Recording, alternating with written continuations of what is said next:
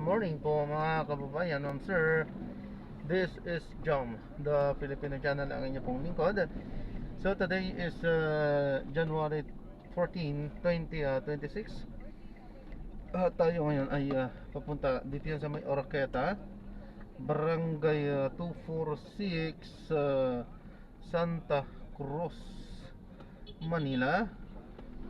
At dadalhin po natin yan sa may CB Florida Bus or GB Florida Bus Sampaloc Terminal po yan sa may AH Lacson Avenue,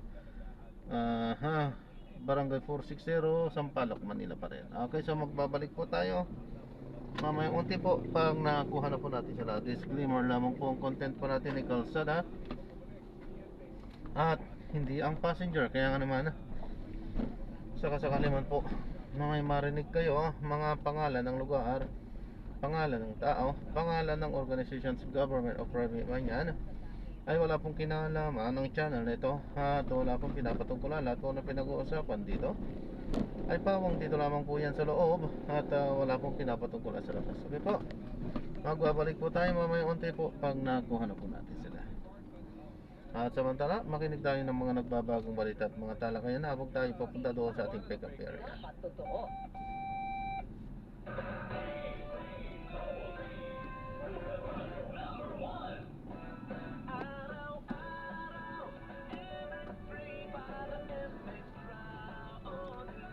Ayun, or hindi pwedeng gastusin, hindi pwedeng galawin ng mga pinaghinalaang kasangkot sa korupsyon. So, kahit pa paano, may nauobligang umaksyon ng gobyerno.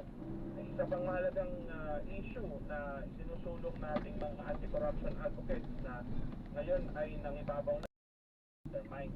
Hindi pa rin napapanagot lahat ng sangkot.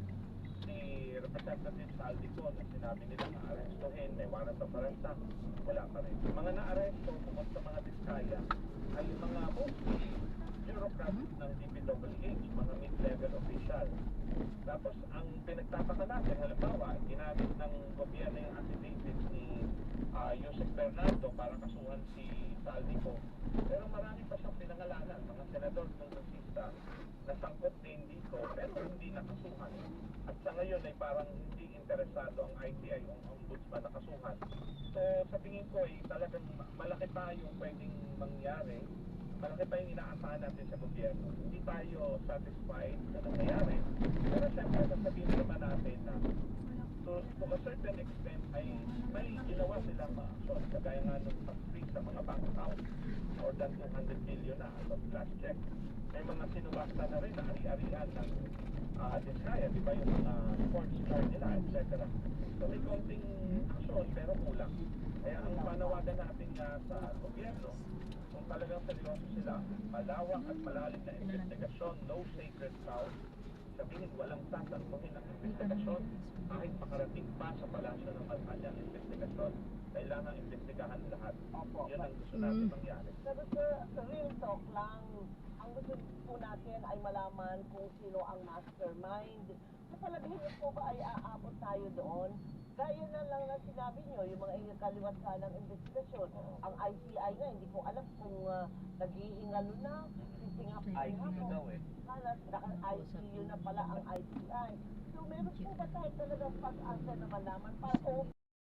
Tayo next year, this year niyan dahil hindi makaka-deliver. Dapat kasi December pa lang operational na yung project. So, are we...